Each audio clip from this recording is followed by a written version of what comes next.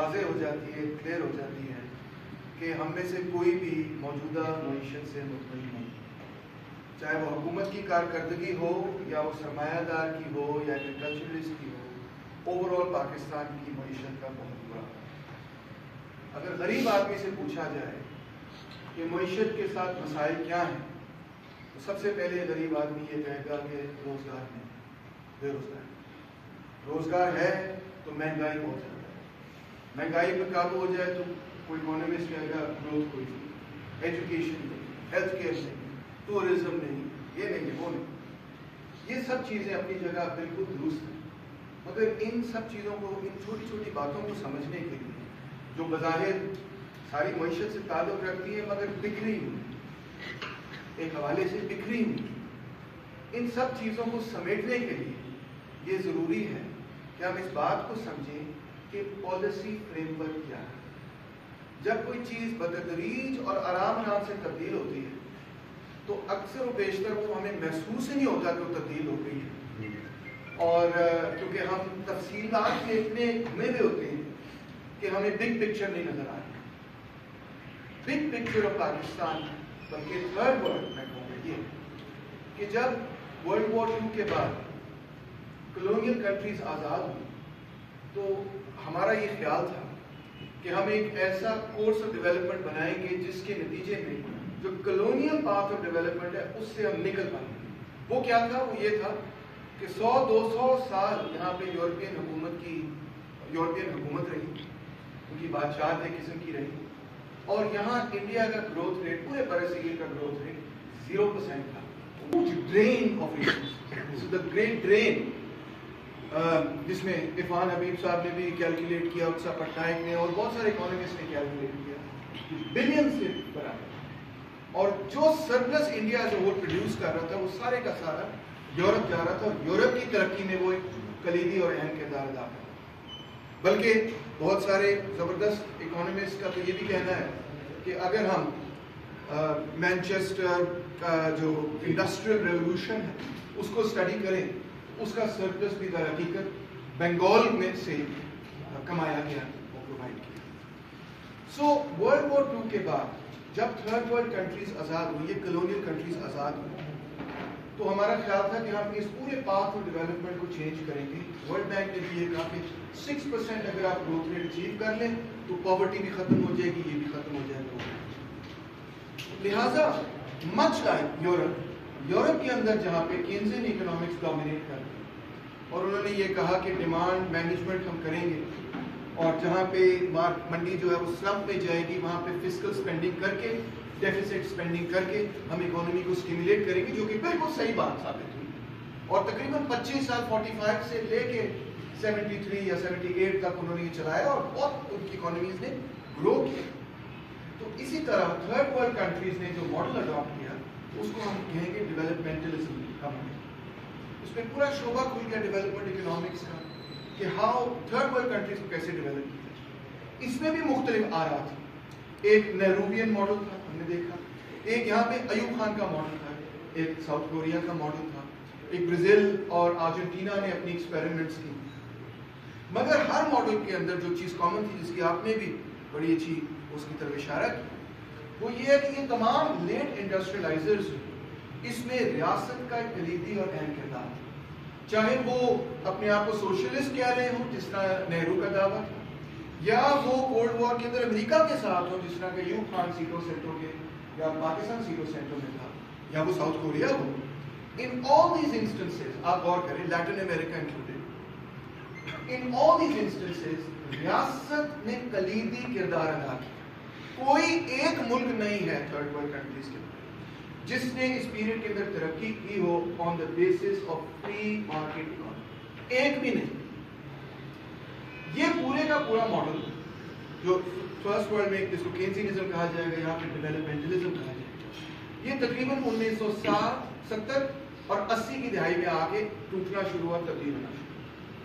Europe کے اندر یہ جو آئل اوپیک کرائسس تھا 73 کا اور پھر 78 کا، اس کے بعد وہاں پہ نیو رائٹ ڈومینیٹ کر کے ریگن تھیچر کی پالیٹکس، ملٹن فریڈمن کی اکنامکس، اور تھرڈ ورلڈ کنٹریز کے اندر میکسیکن ڈیٹ کرائسس کے بعد جو 78 میں شروع ہو گیا تو اب 82 کے اندر اور مزید ایکسٹریم پہ پہنچا، اور پھر پورے لیٹن امریکہ کے اندر 80s کے اندر وہ جو ڈیولپمنٹلسٹ ماڈل تھا جس کو راؤل پریویش اور ایکلا کے لوگوں نے لیڈ کیا تھا، سارا ریورس ہوا. اور یہی کچھ پاکستان میں بھی. اور کیجیے کہ جتنی پاکستان کی ارلی انڈسٹریل ڈیولپمنٹ سر وہ انڈسٹریلسٹ نے نہیں کی، وہ انفیکٹ کی ریاست وہ کی تو PICIC نے کی، جو انڈسٹریل انویسٹمنٹ کارپوریشن کی، کریڈٹ کی کارپوریشن، یا PIDC نے کی، پاکستان انڈسٹریل ڈیولپمنٹ کارپوریشن. انہوں نے فیکٹریاں لگائی اور فیکٹریاں لگا کے انہیں پونے دام بن کے سرمایہ داروں کو دی کہ اب آپ ان کو چلائیں. گرین ریولوشن جس کے نتیجے میں اتنی تیزی سے پاکستان آگے بڑھا، پیورلی ایک اسٹیٹ انیشیٹو ہے، پیورلی. ورلڈ بینک نے اس کی فنڈنگ کی، تربیلا ڈیم بھی ہم نے ورلڈ بینک سے بنایا جس سے ہمارا کراپ سیزن ڈبل ہو گیا، ایک دم سے ایگریکلچر پروڈکشن تیز ہوئی. وہ ٹیکنالوجی پیکج 70-80 تک آ کے اس نے جتنے بینیفٹ دینے تھے وہ دے دیے، اس کے بعد وہ ٹیپر آف ہو گیا. بھائی یہ پورا پروجیکٹ، پورے کا پورا پروجیکٹ اسٹیٹ لیڈ پروجیکٹ. اور بھٹو نے یہ کہا کہ جی جو انڈسٹری ہم نے دی ہیں کچھ واپس لے لیتے ہیں وغیرہ وغیرہ. 256 انڈسٹریز نیشنلائز بھی ہوئی. یہاں پہ ہم we can't hear the end of it, جیسے کہ پوری اکنامک ڈیولپمنٹ بھٹو نے تباہ کر دی. حالانکہ 80s میں کوئی سبسٹینٹیو پرائیویٹائزیشن نہیں ہوئی وہاں سے IMCP کے یا جو اسمال اسکیل رائس ملنگ اور گھی ملنگ لائک پلانٹس، کوئی میس لیول کی ڈی نیشنلائزیشن زیادہ دور میں نہیں ہوئی.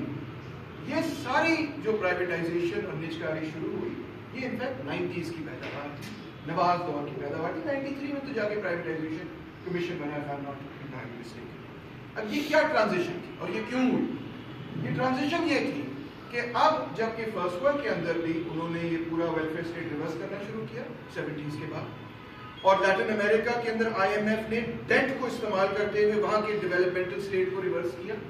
تو بالکل اسی طرح ہمارے ملکوں کے اندر بھی فرسٹ ورلڈ کنٹریز کے جو سب سے بڑا ادارہ ہے بیٹن ووڈس انسٹیٹیوشن جو IMF بنا بعد میں جا کے، اور اس کے ساتھ international bank for reconstruction and development world bank, انہوں نے یہ کہا کہ ویسے تو وہ ہمیں اسسٹنس دے رہے تھے پہلے سے بھی، ہم کئی IMF کے پروگرامس کو استعمال کر چکے تھے، مگر انہوں نے اب یہ کہا کہ ہم آپ کو یہ دیں گے for short term foreign exchange needs جو آپ کی ہیں، مگر اس کی شرط یہ ہوگی کہ آپ نے یہ اقدامات کریں.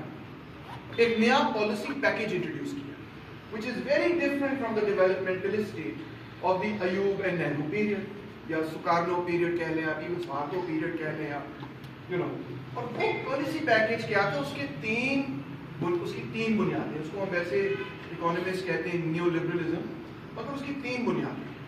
پینیولائزیشن کا مطلب یہ ہے کہ کسی قسم کے ٹیرف بیریئر، کوئی ڈیوٹی، کوئی کوٹا جو کہ امپورٹ اور ایکسپورٹ پہ آپ نے لاگو کیا ہوا ہے، اس کو آپ نے مکمل طور پہ ہٹا دیا. ضیاء دور کے اندر بھی ہمارا جو ایوریج ٹیرف تھا، ایوریج ٹیرف ہائیسٹ نہیں، ایوریج وہ تھا 46%، وہ 8% کے قریب. آپ اندازہ کریں کہ یہ لبرلائزیشن کا پروسیس. اور جب ہم نے ورلڈ ٹریڈ آرگنائزیشن کو جوائن کیا WTO کا I believe 95 میں، تو اس کے بعد ریپڈلی یہ جو ٹیرفز تھے وہ بالکل ختم کر دیے. دوسرا اس کا پہلو ہے ڈی ریگولیشن. اس کا کنسرن ہے فائنانس کیپٹل یعنی کہ بینکوں سے. ورلڈ وار 2 کے بعد اور گریٹ ڈپریشن کی وجہ سے American government, British government, French government, تمام یورپین گورنمنٹس نے بہت ساری ٹیکسز اور ریگولیٹری کوڈز لگا دیے تھے بینکس کے کہ آپ بڑے پیمانے پر لوگوں کو قرضے نہیں دے سکتے وداؤٹ فلفلنگ یہ شرائط. انفیکٹ امریکہ نے تو کمرشل اور انویسٹمنٹ بینکس کو ہی لیتا تھا ایک دوسرے سے. کیوں؟ کیونکہ وہ سمجھتے تھے کہ جو فائنینشیل اسپیکولیشن ہے اس کے نتیجے میں گریٹ ڈپریشن ہوئی اور اس کو وہ اوائڈ کرنا چاہتے. تو انہوں نے بینکس کو بہت سختی سے کنٹرول کر کے رکھا بٹوین 45 اینڈ تقریباً 70s تک. پھر جب ریگن تھیچر کی ویو آئی اور اس کے ساتھ نیو لبرل ویو آئی، انہوں نے سب بینکنگ کے اوپر جو کلوزز تھے وہ ریموو کر ایک دم سے نیو فارمز آف کیپٹل ٹپک کر ہمارے سامنے ہے، جس کو ہم ڈیریویٹو مارکیٹس بھی کہتے ہیں، جس کو فارورڈ اور قسم کی ٹریڈنگ کہتے ہیں. وہ کیا چیزیں تھیں؟ وہ صرف اب سٹاکس اور بانڈس سے چیزیں محدود نہیں رہی، بلکہ اب نئی قسم کی ٹریڈنگ 80s کے بعد متعارف ہوئی جو نیو فائنانس کیپٹل کی شکل میں. جس کے اندر آپ اس چیز پر بھی بیٹ کر سکتے ہیں کہ جو فیوچر میں آپ نے چیز خریدنی ہے اس کی پرائس فیوچر میں کیا ہوگی، اس پر بھی آپ ایک ایسٹ ڈیولپ کر کے اس کو خرید سکتے ہیں. یعنی کہ میں آپ سے آج نہیں وہ کون خریدوں گا یا وہ چھلی خریدوں گا، میں آپ سے 6 مہینے بعد سال بعد وہ چھلی خریدوں گا، مگر اس دام پر خریدوں گا. اس کا بھی میں ایک فائنینشیل ایسٹ بنا کے اس کی خرید و فروخت بھی شروع کر سکتا ہوں. اب اس ڈیریویٹو مارکیٹس کے نتیجے میں ایک نئی قسم کی ٹریڈنگ جو پہلے بھی تھی مگر وہ بہت زیادہ بڑھ گئی، وہ یہ تھی کہ فائنانس کیپٹل کے پاس یہ اپرچونٹی آئی کہ چاہے ایک فائنینشیل ایسٹ اوپر کی طرف بڑھ رہا، ہماری امیجنیشن میں تو جب اسٹاک کی ویلیو بڑھتی ہے تو آپ گین کرتے ہیں اگر آپ اسٹاک اونر ہیں، اور اگر گرتی ہے تو آپ کہتے ہیں یار اس کو بیچ دو، اس میں تو پرابلم ہے. مگر نیو فائنانس کیپٹل کی خاصیت یہ کہ چاہے اسٹاک بڑھے یا اسٹاک گرے، دونوں صورتوں میں آپ منافع کما سکتے ہیں کیونکہ آپ بیٹ کر سکتے ہیں فیوچر پرائس کے اوپر. سو اس کا مطلب ہے کہ فائنانس کیپٹل کی نئی شکل میں، اس کو ہم شارٹنگ کہتے ہیں اکنامکس کی ٹرم، فائنانس کیپٹل کی نئی شکل میں آپ کے پاس جب شارٹنگ کی ایبلٹی آ جاتی ہے، یعنی actually you are betting against your own east, کہ آپ بیٹ یہ نہیں لگا رہے، آپ ایسٹ اس لیے نہیں خرید رہے کیونکہ وہ چڑھے گا، آپ بلکہ وہ ایسٹ اس لیے خرید رہے کہ وہ گرے گا اور پھر آگے آپ بیچیں گے تو پھر بھی آپ منافع کمائیں گے بیکاز اٹس گوئنگ ڈاؤن. یہ ٹیکنیکل ریزن کی بات ہے بٹ بار ہاں. تو degree and level of speculation جو ہے وہ انکریڈیبلی جو ہے وہ بڑھ گئی thanks to the derivative market. اور پھر انہوں نے ڈیٹس کو کولیٹرلائز کر کے ان کو بھی ایسٹس بنانا شروع کر دیا. ڈیریویٹوز، ڈیٹس، تمام چیزوں کو آپ کولیٹرلائز کا مطلب صرف اتنا ہے کہ آپ بہت ساری ڈیٹس کو اکٹھا کر کے تو اس کو ایک ایسٹ بنا کے پھر بیچیں. یہ جو کولیٹرلائز ڈیٹ آبلیگیشنز تھی، انفیکٹ 2008 کا جو فائنینشیل کرائسس تھا وہ ہوا ہی ان وجہ سے. کولیٹرلائز ڈیٹ، سی ڈی اوز ان کو کہتے ہیں، کولیٹرلائز ڈیٹ کی وجہ سے. کیوں؟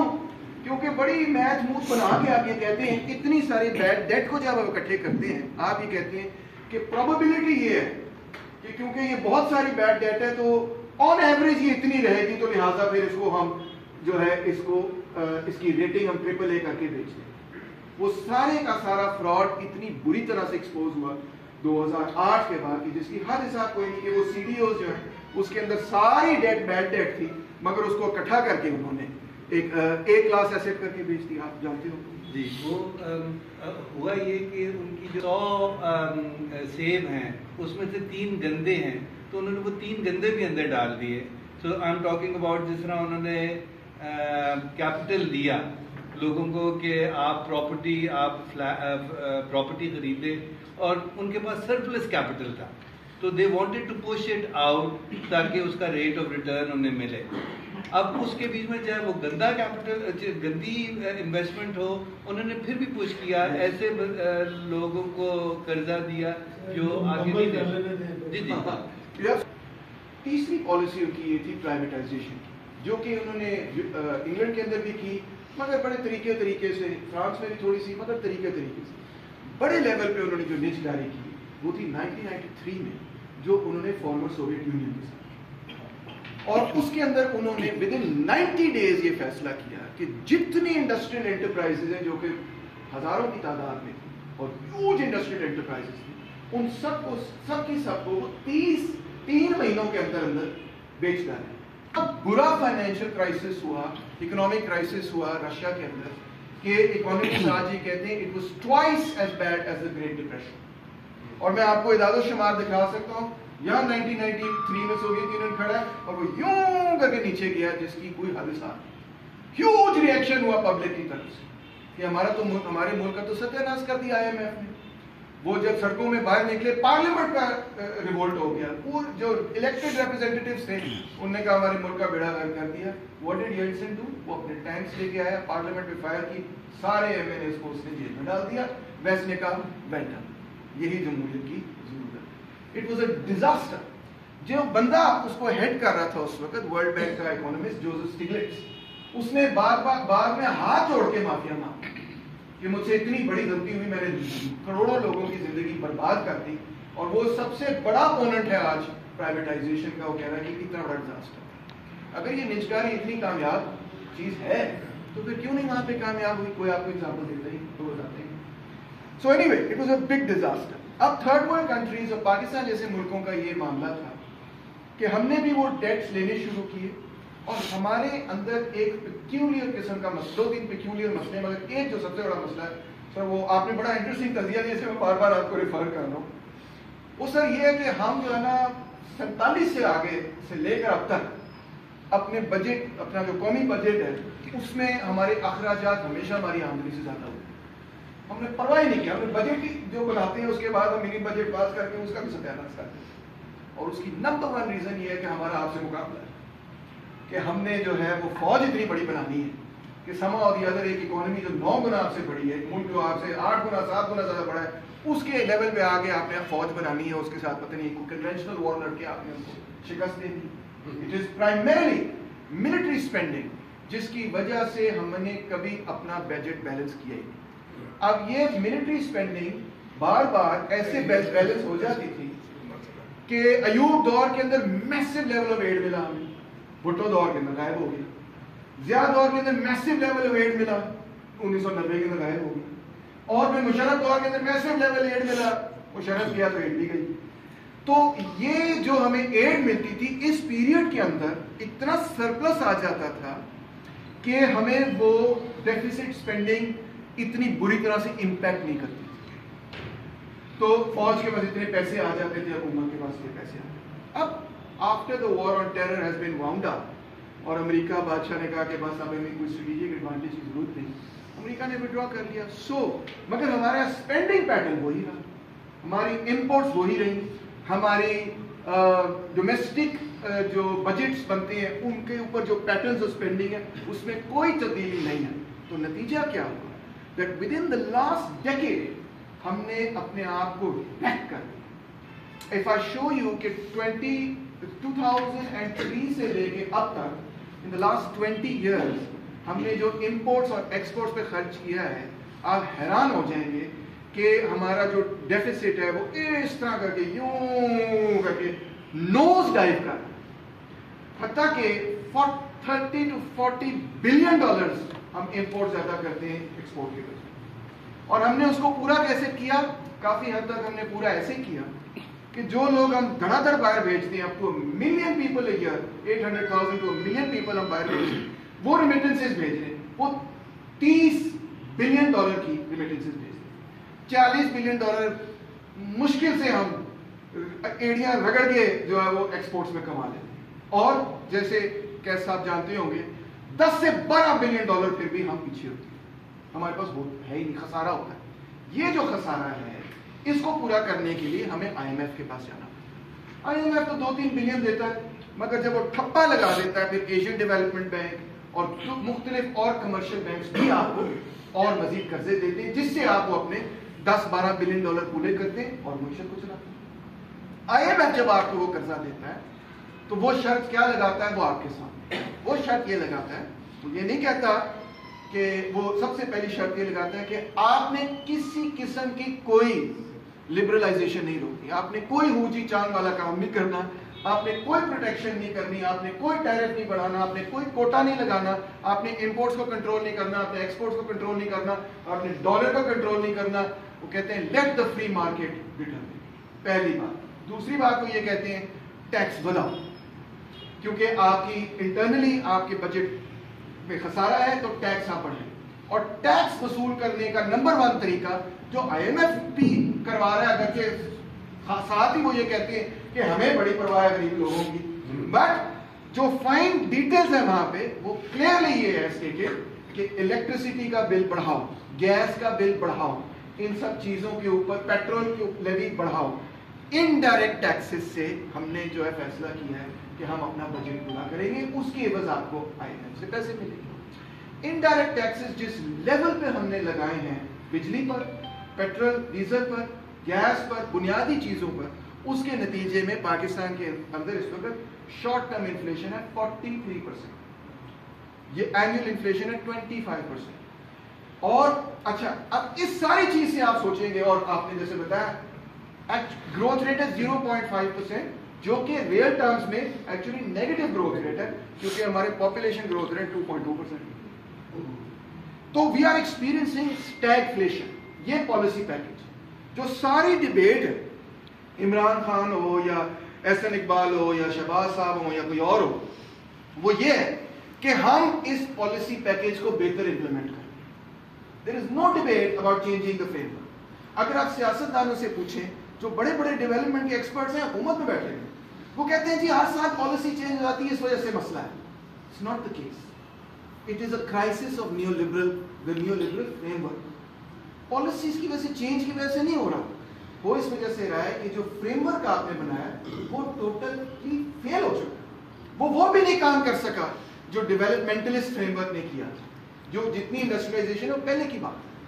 آپ اعداد و شمار دیکھ سکتے ہیں کہ انفیکٹ پر کیپٹا ٹرمز میں یا جی ڈی پی کی پروپورشن کے حساب سے ہماری ہیوی انڈسٹری پہلے سے پیچھے گئی، سیورل پرسنٹ پوائنٹس پیچھے گئی. اس کا in the last 30 years Parvez Tahir صاحب کے فگرز اٹھا کے آپ دیکھ سکتے ہیں، ڈاکٹر پرویز طاہر مرحوم، کہ وہ یہ کہتے ہیں کہ ایکچولی پاپولیشن امپلائمنٹ کے حساب سے اور جی ڈی پی کی پروپورشن کے حساب سے بھی heavy industry has gone backwards. سو ہم انفیکٹ ڈی انڈسٹریلائز کر رہے ہیں ایٹ ان پروپورشنیٹ ٹائمز. اب جو policy framework I M F suggest کر رہا ہے وہ کیوں نہیں کام کر رہا، سمجھنے کی یہ ضرورت ہے. اس کی سر بنیادی وجہ یہ ہے کہ 1993 کے اندر اور 5 کے اندر ہم نے private power producers policy introduce کی، جس میں ہم نے یہ سوچا کہ ہم اپنے پورے پاور سیکٹر کو پرائیویٹ ہاتھوں میں کر دیں گے. واپڈا نہیں چلائے گا، پہلے واپڈا چلا رہا تھا، اب یہ پرائیویٹ آئی پی پیز چلائے گا. وہ آئی پی پیز کے ساتھ کانٹریکٹ سارے ڈالرز کے ساتھ جڑے ہوئے تھے، اور آئی پی پیز کے ساتھ اگریمنٹ یہ تھا کہ اگر وہ آن لائن اپنے پلانٹ کو لے آتے ہیں تو ہم ان کو جو انہوں نے انویسٹمنٹ کی ہے اس کے عوض کیپیسٹی پیمنٹس کریں گے، چاہے ہم ان سے بجلی خریدیں یا نہ خریدیں. اس کو ہم کہتے ہیں سوورین گارنٹی. کہ بیسکلی آئی پی پیز کو یہ کہا گیا کہ آپ کبھی نفع، آپ کا کبھی نفع ہوگا ہی، کبھی نقصان نہیں ہوگا، ہمیشہ منافع کمائیں گے، ہمیشہ آپ جو ہے پروفٹ کمائیں. سوری الٹ بول دیا. اور یہ ریاست گارنٹی کرے گی. کہاں سے گارنٹی کرے گی؟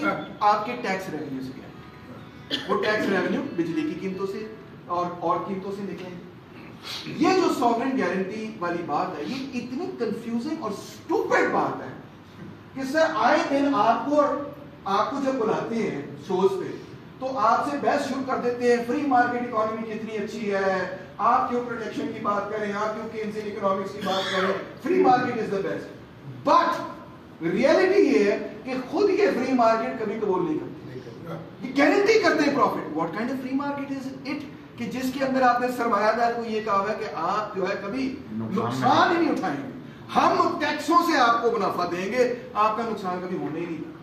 اب غور کریں ایس آئی ایف سی آج کا موجودہ ہو یا کوئی بھی جو فورن انویسٹمنٹ لے کر آ رہا ہے، دے آر آل سیئنگ کہ ہم سوورین گارنٹی دیں. ڈسکوز کی نجکاری سوورین گارنٹی کے تحت ہوگی، ریلوے کی نجکاری، پی آئی کی نجکاری، جتنی نجکاریاں ہو رہی ہیں سوورین گارنٹی. وہ سوورین گارنٹی کا نتیجہ کیا ہے کہ اس وقت پاکستان کی ریاست owes the IPPs 2 trillion rupees. اندازہ کریں 2 ٹریلین روپے جو کہ ہم ادا ہی نہیں کر سکتے، امپاسبل. وہ کہاں سے نکالنے؟ وہ غریبوں سے نکالنے، بل میں. اچھا اب سب سے اہم مسئلے کو ہم نے سمجھا، وہ یہ جو ڈیٹ کرائسس ہے اس کی وجہ سے یہ سب کچھ ہو رہا ہے. آئی ایم ایف کو نہیں پرواہ ایک آدھ کنٹری تک ڈوب جائے، نو پرابلم. انہوں نے تو سپر پاور کو ڈبا دیا تھا سوویت یونین جیسی، تو پاکستان کون سی کھیت ہوئی، ان کو نہیں پتا. They want the world open for the free market, that's it. اگر کوئی اکانومی جو ہے 10 سال کے لیے اسٹیگفلیشن کے تھرو گزرتی ہے، it's not a problem for that. ٹھیک ہے. اب why does it not work for Pakistan? کیونکہ ہم نے 90s کے اندر اپنا پاور سیکٹر سارا پرائیویٹائز کر دیا. یہ بڑے غور سے سننے والی بات. شاید آئی ایم ایف کا پالیسی پیکج ہمیں اتنا نقصان نہ پہنچاتا، اور کچھ اور ممالک ہیں جنہوں نے آئی ایم ایف کے پیکج سے شارٹ ٹرم اپنے آپ کو ایڈجسٹ کر کے معاملہ گاڑی پھر پٹری پر چڑھا لی، مگر ہم کیوں نہیں چڑھا پا رہے؟ یہ سوال ہے. اس کی وجہ ہے دا پرائیویٹائزیشن آف پاور. یہ مین وجہ ہے اس کی. جب آپ یہ کہتے ہیں کہ ہم ایکسپورٹ امپورٹس کو کنٹرول نہیں کریں گے، اور پاکستان کا حکمران طبقہ جس کو یا رولنگ کلاس کہہ لیں یا اپر کلاس یا ایلیٹ کہہ لیں، جس کی اکثر اشیاء جو ہیں وہ باہر سے آتی ہیں، وہی ایکسپورٹس کے لیے ڈیمانڈ پیدا کرتی ہیں، تو ایکسپورٹس جب اتنی زیادہ ہوں گی کہ $12 بلین کا کیسا डेफिसिट होगा रिमिटेंसेस को शामिल करने के बावजूद भी, तो जाहिरी बात है कि जहां पे इतना बड़ा डेफिसिट पैदा होगा वो तभी रीबैलेंस होगा कि अगर डॉलर चढ़ेगा। ये हमें क्लासिकल इकोनॉमिक्स थ्योरी कहती है। स्मिथ साहब एब्सोल्यूट एडवांटेज और रिकार्डो साहब कंपैरेटिव एडवांटेज की बात करते हैं। थियरी क्या है? थियरी ये है कि जैसे रुपया गिरेगा डॉलर चढ़ेगा, तो जो हम चीजें मंगवाते हैं वो महंगी हो जाएंगी क्योंकि वो डॉलरों में पैसे अदा करते हैं। जो हम चीजें बेच रहे हैं वो सस्ती हो जाएंगी क्योंकि डॉलरों में वो खरीदी जा रही है। तो इस तरह करके हमारी एक्सपोर्ट्स बढ़ जाएंगी और हमारी इंपोर्ट्स कम हो जाएंगी। ये थियरी है। अब मैं आपको बताना चाह रहा हूं ये थियरी क्यों गलत है। इस केस में इसलिए गलत है क्योंकि एक ऐसी मेजर कमोडिटी है जो हमारी 1/4 ऑफ इंटरनेशनल ट्रेड है, जिसकी कीमत बढ़े या कम हो हमने उतनी ही मंगवानी है। वो इनइलास्टिक डिमांड है और वो है ऑयल, गैस, पेट्रोल, डीजल, और वो आपने मंगवाना है डॉलर में। अब अंदाजा करें कि आपने ट्रेड डेफिसिट रन किया क्योंकि आप कोई कंट्रोल करने के लिए तैयार नहीं, और जब ट्रेड डेफिसिट आपने रन किया तो उसके रन तो नहीं किया, रन हो गया आपने तो किया, आपका तो कंट्रोल ही कोई नहीं उस पर। जब वो रन हुआ, अब क्या हुआ कि रुपए की कीमत गिरनी शुरू हुई। रुपए की कीमत जो है आप देख लें कि 3 साल पहले 150 रुपया का डॉलर था, अब 300 पे पहुंचा। रैपिड लेवल ऑफ डिवैल्यूएशन हो रही है। अब जैसे जैसे रुपए की कीमत बढ़ रही है, तो थियरी तो हमें ये कह रही थी ना कि अब हमारे एक्सपोर्ट सस्ते हो जाएंगे, आप ज्यादा बेच लें। बट प्रॉब्लम सर क्या है? प्रॉब्लम ये है कि एक्सपोर्टर जो बना रहा है चीज, टेक्सटाइल सेक्टर, मैं कई टेक्सटाइल के लोगों को मिला हूं उस इंडस्ट्री से ताल्लुक, जो एक्सपोर्टर बना रहा है चीज, गौर कीजिए कि जब डॉलर की कीमत बढ़ेगी तो जो तेल आपने मंगाना है उसकी कीमत बढ़ेगी। जब वो कीमत बढ़ेगी तो आपकी बिजली की कीमत बढ़ेगी। जब आपकी बिजली की कीमत बढ़ेगी तो आपकी कॉस्ट ऑफ प्रोडक्शन बढ़ जाएगी। सो इन अदर वर्ड्स, मैं दोबारा बोल देता हूं, ये बहुत जरूरी है कि आप इस बात को समझें। इनपुट्स बढ़ेगी। आपने जैसे ही डेफिसिट चेक किया, ट्रेड डेफिसिट किया, डॉलर बढ़ गया। जैसे ही डॉलर बढ़ा तो जो पेट्रोल, डीजल, तेल वगैरह आप मंगा रहे थे उसकी कीमतें बढ़ गई। जो उसकी कीमतें बढ़ गई तो बिजली की कीमत बढ़ गई, क्योंकि 65% बिजली जो है अब वो इन किस्म के रिसोर्सेज से बन रही है। मेजॉरिटी बिजली जो है इज नॉट मेड बाय वो पुराने जमाने के तरबेला डैम वगैरह से नहीं बन रही है, वो और महंगे तरीकों से बन रही है। एलएनजी गैस से बन रही है, वो डीजल से बन रही है, फॉसिल फ्यूल से बन रही है, कोल से बन रही है, और बहुत सारी और चीजें इसमें इस्तेमाल होती है। सोलर तो बहुत छोटा हिस्सा है उसका, वाटर भी एक छोटा हिस्सा है। सो अब उससे बिजली की कीमत महंगी हुई। जब बिजली की कीमत महंगी हुई तो आपकी कॉस्ट ऑफ प्रोडक्शन बढ़ गई। तो जो आपने एक्सपोर्ट करना था सस्ता करके, वो सस्ता ही नहीं हुआ, वो सस्ता ही नहीं हुआ। अब बिजली की कीमत 40 रुपीज पर यूनिट पाकिस्तान के अंदर टैक्सेस मिला के 60 पर पहुंच जाती है, ठीक है। बांग्लादेश के अंदर 7 रुपीज, इंडिया के अंदर भी किसी के लगभग है, आप फिर बता सकते। इस जमीन आसमान, cost of production is not going down. फिर सिर्फ इसका तेल का मसला नहीं, बहुत सारे और जो आपके इनपुट्स इस्तेमाल होते हैं आपकी एक्सपोर्ट्स के अंदर, वो भी आपने बाहर से मंगवाने। मिसाल तौर पे कॉटन भी बहुत सारी बाहर से आती है। अबाउट 3 to 5 बिलियन डॉलर्स हम कॉटन पे खर्च करते हैं इम्पोर्ट्स पे। ये बंद कर लेना फोन जो आपके पास, इनके पास है। अच्छा आपके पास बज रहा है, अजान आप तो उसको म्यूट, उसको सारी मशीनरी इंपोर्ट होती है, प्लास्टिक्स इंपोर्ट होती है, स्टील इंपोर्ट होती है, मटेरियल्स इंपोर्ट होते हैं, एंड सो ऑन। उन सब की कीमत बढ़ जाती है। स्टेट बैंक ऑफ पाकिस्तान का ये कहना है, मैंने इदादो शुमार तलाश किया, मैं जानना चाहता था कि जो चीजें हम एक्सपोर्ट करते हैं उसमें से जो वो सरमायादार इन्वेस्टमेंट करता है, पैसे लगाता है, उसमें कितने फीसद पैसे उस चीज पे जाते हैं जो बाहर से मंगवानी पड़ती है उसको। इसको हम इकोनॉमिक्स की टर्मिनोलॉजी में कहते हैं इंपोर्ट इंटेंसिटी ऑफ एक्सपोर्ट्स। मैं दोबारा बात कॉन्सेप्ट समझा देता हूँ। मैं एक एक्सपोर्टर हूँ, मैंने लेबर भी इस्तेमाल करना है, मैंने मटेरियल भी इस्तेमाल करना है, मैंने मशीनें भी लगानी है, मैंने ये सब कुछ, बिजली के पैसे भी देने हैं। अगर मैं 100 रुपया खर्च करता हूँ तो 100 रुपए में से कितने रुपए ऐसी चीजों पे खर्च होते हैं जो कि मुझे बाहर से मंगवानी पड़ती है। स्टेट बैंक ऑफ पाकिस्तान की रिसर्च के मुताबिक sir it is almost 40% import intensity of exports. इसका मतलब है कि जब वहां से डॉलर चढ़ेगा तो आपकी जो 40% जो खर्चा है وہ اسی تناسب سے بڑھے گا جس تناسب سے ڈالر بڑھے گا، آپ کا ایکسپینڈیچر بڑھے گا. سو دیٹ مینس آپ کے ایکسپورٹ سستے ہوں گے ہی نہیں اس لیول پہ، ڈسپائٹ دا فیکٹ کہ اس طرح سے انفلیشن، اس طرح سے devaluation. This is why میں سمجھتا ہوں کہ ورلڈ بینک کا اور آئی ایم ایف کا اور مفتاح اسماعیل صاحب کا اور میاں عاطف میاں صاحب کا اور عزیر کیانی صاحب کا اور شیخ صاحب کا کیا نام ہے ان کا، حفیظ شیخ صاحب اور وغیرہ وغیرہ، جتنے یہ سارے اکانومسٹ ہیں، یہ ٹوٹلی اس چیز کو دیکھ ہی نہیں رہے کہ انفیکٹ ڈالر کی قیمت کے بڑھنے کے نتیجے میں جو سپلائی شاک ملتا ہے پاکستان کی اکانومی کو، اس کے بعد پاکستان کی اکانومی جو ہے وہ کمپیٹیٹو نہیں رہ سکتی. I'll just finish. اب اس کے سلوشنز کیا ہیں؟ اس کے سلوشنز یہ ہیں کہ ہمیں یہ کہا جاتا ہے باہر سے انویسٹمنٹ آ جائے تو سارا مسئلہ حل ہو جائے. اب انڈیا نے بہت انویسٹمنٹ باہر سے لی ہے، about $400 billion of investment they've got in the last couple of decades or whatever. Most of it وہ گئی ہے آئی ٹی کی طرف. آئی ٹی کی طرف کیوں گئی ہے؟ بیکاز انڈیا میں بہت سارے لوگ انگریزی بولتے ہیں، پڑھتے ہیں etcetera. IT and IT related چیزیں، call centres and data centres and so on.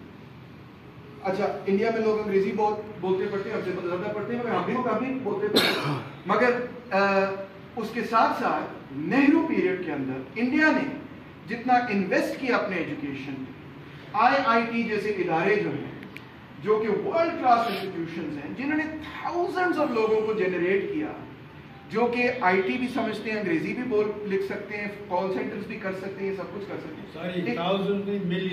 millions if you include all the entire infrastructure, thousands just for IIT. تو وہ ایک پول بنا لیبر کا، جس کی بنیاد پہ پہلے ادھر گجرات وغیرہ کے اندر انہوں نے کال سینٹرز بنائے. پہلے آرڈنری کال سینٹرز، پھر ڈیٹا سینٹرز، بس ڈیٹا انٹری کر رہے ہیں. پھر اس کے بعد وہ سافٹ ویئر سینٹرز بننے شروع ہو گئے، پھر اور ایڈوانس. بہت ساری انویسٹمنٹ اس طرح سے آئی. اسی انویسٹمنٹ کی وجہ سے لوگوں نے بی جے پی کو بھی، مودی صاحب کو بھی پی ایم بنا دیا، اور پھر وہ ہسٹری بڑا پچھتائے اس پہ. بٹ وہ علیحدہ کہانی. بٹ پوائنٹ یہ ہے کہ اب انہوں نے اپنی ہیومن کیپٹل کو، جیسے آپ کہہ رہے تھے، استعمال کیا. It's wasn't land, it wasn't oil, it wasn't gas, it wasn't anything, it wasn't tourism, it was human capital جس کی بنیاد پہ انہوں نے انویسٹمنٹ کی. وہ ہیومن کیپٹل ہمارے یہاں کیوں نہیں، جیسے آپ کہہ رہے تھے، آپ ہی کہہ رہے تھے ایجوکیشن ہی نہیں ہم نے اس لیول پہ کی. جن کو ایجوکیشن دی ان کو بھی اسکل نہیں دی. اور وہ جو ایجوکیشن، ایک تو بات یہ in the specific context of Pakistan and India, میں یہ کہوں گا کہ اگر ہم اپنی گیس اور آئل اور پیٹرول ڈیزل کی ڈپینڈنسی کم نہیں کریں گے تو ظاہری بات ہے ہم اس معاملے پر قابو نہیں پا سکتے. اس کو کم کرنے کا ایک طریقہ یہ Iran Pakistan oil pipe line, دوسرا طریقہ ٹاپی آئل پائپ لائن. اور ٹاپی اور ایران دونوں کی پائپ لائن جو ہے they can cross from Pakistan all the way over to India. اور انڈیا کی اتنی ہیوج جو مارکیٹ ہے وہ بذریعہ پاکستان انرجی اس کو اگر سپلائی ہوتی ہے تو ہم کتنا پیسہ کمائیں گے اس میں، ہے نا جی، اور اپنی آئل ڈیپینڈنس بھی کم کریں. سو دس از اے وائٹل تھنگ. دوسری بات، جب تک لگژری امپورٹس کو کنٹرول نہیں کریں گے، آپ ڈیفیسٹ کو کنٹرول نہیں کریں گے، آپ کو ڈیٹ ہوگی. جب آپ کو ڈیٹ ہوگی آپ آئی ایم ایف کے پاس جائیں گے، جب آئی ایم ایف کے پاس جائیں گے یہ کچھ ہوگا. جب تک آپ امپورٹ کو نہیں کنٹرول کریں گے there is no hope at all. کچھ نہیں کر سکتے آپ جتنی مرضی اچھے نیت لے کر آ جائیں، مگر جب تک آپ کا پالیسی پیکج ٹھیک نہیں ہوگا کچھ بھی نہیں ہوگا، کیونکہ آپ ڈیٹ کرائسس میں. So how do you manage that? کیونکہ آپ WTO کے ممبر ہیں تو آپ اب کوٹاز نہیں لگا سکتے اور آپ ٹیرس بھی نہیں لگا سکتے، مگر آپ لیٹر آف کریڈٹ کنٹرول کر سکتے. وہ WTO کے رول کے خلاف نہیں، وہ اسٹیٹ بینک نے ایشو کرنا ہوتا ہے via commercial bank. Letter of credit کو کنٹرول کر کے آپ امپورٹس کو کنٹرول کر سکتے ہیں، جس میں آپ 3 کیٹیگریز بنائیں. ایک کیٹیگری ہوگی لگژری کموڈیٹیز، ان کو آپ نے بند کر دیا ہے، یہ بڑی بڑی گاڑیاں اینڈ سو آن بند کرا دیں، ٹوٹلی آف کر. دوسری کیٹیگری ہوگی آپ کی وہ کموڈیٹی، تیسری کیٹیگری رادر وہ ہوگی ان کموڈیٹیز کی جو بنیاد جو کہ اکانومی کے لیے بہت اچھی ہیں، جس پہ جن کے والد سے ہم کہتے ہیں کہ ان کی positive externality, computer, machinery, tools, machine tools وغیرہ، اس پہ آپ کوئی ڈیوٹی نہ لگائیں بلکہ مزید منگائیں، اس سے پروڈکٹیوٹی آف لیبر بڑھتی ہے. اور تیسری کیٹیگری وہ ہوتی ہے جس کو ہم کہتے ہیں جس کے کلوز سبسٹیٹیوٹس ہیں آپ کے پاس پاکستان کے، اس کے اندر آپ جو ہے لیٹر آف کریڈٹ کچھ دیں گے اور کچھ کنٹرول کریں گے ود آبجیکٹو کہ جو ٹوٹل ایکسپورٹ ارننگ ہے آپ کی، لائک سے آپ کی ٹوٹل ایکسپورٹ ارننگ ہے $70 بلین، تو آپ نے $70 بلین تک اپنی ایکسپورٹس کو محدود کر دیا. آپ لیور دیں گے اس میں کہ اتنا منگا لو گے، اتنا نہیں منگانا. اس طرح کر کے آپ اس کو کنٹرول کر کے $10-12 بلین جب اپنا خسارہ ٹریڈ ڈیفیسٹ کم کریں گے، پھر آپ کو سانس لینے کا موقع ملے گا اور آپ کے پاس چوائس پیدا ہوگی کہ اچھا یار ہمیں کوئی اور پالیسی کا سوچتے ہیں، ادروائز تو دیر از نو ادر پالیسی. آخر میں یہ کہوں گا اس ساری بات کو آپ سمیٹتے ہوئے وہاں سے وہیں پہ میں واپس جاؤں گا ایسے میں نے بات شروع کی کہ اس کو ایک ورلڈ ہسٹورک پرسپیکٹو میں ڈالا. تھرڈ ورلڈ کی، کلونیل ورلڈ کی، نیو کلونیل ورلڈ کی جو اسٹرگل ہے پچھلے 200 سالوں کی اسٹرگل، اس کے پرسپیکٹو میں ڈالا. کیا ہوا ہمارے ساتھ؟ We won the battle for the political independence of our country. سیاسی اعتبار سے آج ہم یونائٹڈ نیشنز کے ممبرز ہیں. دنیا مانتی ہے کہ انڈیا ایک ملک ہے، بنگلہ دیش ایک ملک ہے، پاکستان ایک ملک ہے. ہم برٹش کلونیل گورنمنٹ کا اور ریاست کا اور امپائر کا حصہ نہیں ہے. ہم برٹش نہیں ہیں، ہم برٹش کے تحت نہیں رہنا چاہتے، ہم آزاد ملک ہیں. یہ بہت بڑی ہسٹوریکل ایڈوانس ہے. مگر اس کے خلاف جو امپیریل اور کیپٹلسٹ سینٹرز تھے، انہوں نے دوبارہ سے اپنے امپائر کو قائم کرنے کے لیے آپ کو سیاسی طور پہ تو آزاد بظاہر رکھا، مگر معاشی طور پہ آپ کی اکانومیز کو ڈیٹ کے ذریعے کنٹرول میں لے گئے. اب ان کو ضرورت نہیں ہے کہ وہ ٹینک سے آپ کی انویژن کریں، ماسوائے عراق کے یا افغانستان کے یا 2-3 اور ملکوں کے. وہ ٹینک سے انویژن نہیں کرتے، وہ بینک سے انویژن کرتے. اور جب بینک سے انویژن ہوتی ہے نا تو ہمیں احساس ہی نہیں ہوتا. ٹینک دیکھ کے ہم کہتے ہیں اوے تیری مدد تو تھے کیوں آیا، ہمارے اندر انر مولا جٹ زندہ ہے. مگر بینک کو دیکھ کے ہم کہتے ہیں صاحب جی سانو بھی لون دے دیو. ہمیں پتہ نہیں چلتا، احساس نہیں ہوتا کہ فائنینس کیپٹل کیسے ٹیک اوور کر رہا ہے. So what is the historical task and the struggle today? آج تاریخی اعتبار سے کیا ہے؟ پالیسیز تو چھوٹی موٹی ہم کر سکتے ہیں، ٹاپی کر لیں، یہ کر لیں، وہ کر لیں، مگر ایکچوئل ٹاسک جو بگر ٹاسک ہے وہ یہ ہے کہ we have to take back economic sovereignty of Pakistan. Pakistan معاشی طور پہ آزاد ملک نہیں.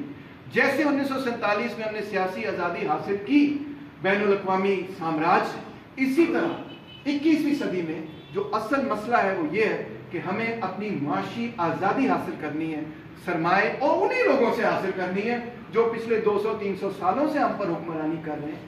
تو ہم نے اپنے آپ کو اکنامکلی انڈیپینڈنٹ کنٹری بنانا ہے. That is the task. یہ ایک ایسا ٹاسک ہے جو مسلم لیگ نہیں پورا کر سکتی، جو پیپل پارٹی پورا نہیں کر سکتی، جو تحریک انصاف پورا نہیں کر سکتی. اگر کوئی پورا کر سکتا ہے تو وہ لوگ پورا کر سکتے ہیں جو محنت کش طبقے کی بنیاد پر اپنی سیاست کرتے ہوئے ایک نئی قسم کی حکومت بنائیں. بہت شکریہ.